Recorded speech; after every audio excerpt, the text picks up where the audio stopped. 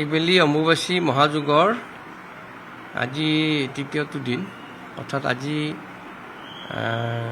25 তাৰিখ আৰু কাইলৈ ৰাতিপুৱাই আমাৰ দেৱীৰ সূৰ্য উদয় হোৱাৰ লগে লগে দেৱীৰ স্নান পৰ্ব হ'ব আৰু নিত্য পূজা সমাপন কৰাৰ পিছত আমি যাত্ৰীসকলৰ বাবে দুৱাৰ মুকলি কৰি দিম।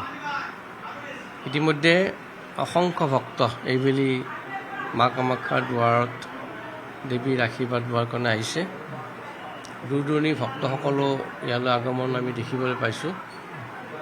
সাধু সন্যাসী যিবিলাক আহে আমাৰ দশনামী আখৰাত তেওঁলোকক আমি থকাৰ ব্যৱস্থা কৰি দিওঁ আৰু তেওঁলোকৰ দশনামী আখৰাত থাকে তেওঁলোকৰ নিজৰ তপ জপ ধ্যান ধাৰণাত থাকে।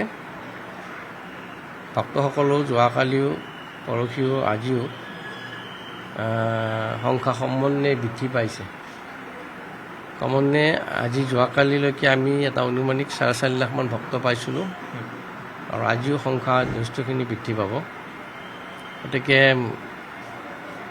আমাৰ মন্দিৰ কমিটিৰ তৰফৰ পৰা যিখিনি ব্যৱস্থাৱলী আমি লৈছিলোঁ সকলোখিনিয়ে সুচাৰুৰূপে চলি আহিছে।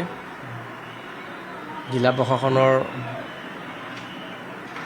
লগত আলোচনা মৰ্মে যিখিনি তেওঁলোকৰ ফালৰ পৰা ব্যৱস্থা গ্ৰহণ কৰিছিলে সেইখিনিও ইতিমধ্যে তেওঁলোকে ব্যৱস্থাৱলী কাৰ্যকৰী কৰিছে। আজি ৰাতিলৈকে আৰু যথেষ্ট সংখ্যক ভক্তৰ আগমন হ'ব বুলি আমি আশা কৰিছোঁ।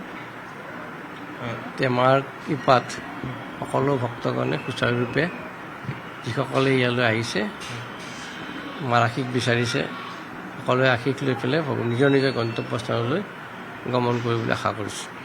যিসকলে ঘৰতে থাকিব সেই বিশেষ সময়খিনিত মাৰ পৰা আশীৰ্বাদ লাভ কৰিবলৈ এই সময়খিনি দেৱীৰ দৰ্শন নহয়, দেৱীৰ দৰ্শনো নহয়, স্পৰ্শও নহয়, যিহেতু সম্পূৰ্ণ বন্ধ থাকে।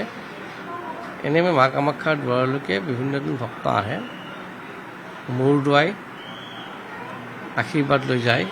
যিসকলে ইয়ালৈ আহিব পৰা নাই বা দূৰ দূৰণিত আছে তেওঁলোকে ভগৱতীৰ নাম লৈ দূৰ দূৰণিত তেওঁলোকে যদি তপ জপ ধ্যান ধাৰণাত ব্ৰতী থাকে তাৰ পৰাই তেওঁলোকে মাৰ আশীৰ্বাদ পাব বুলি আশা কৰিছোঁ।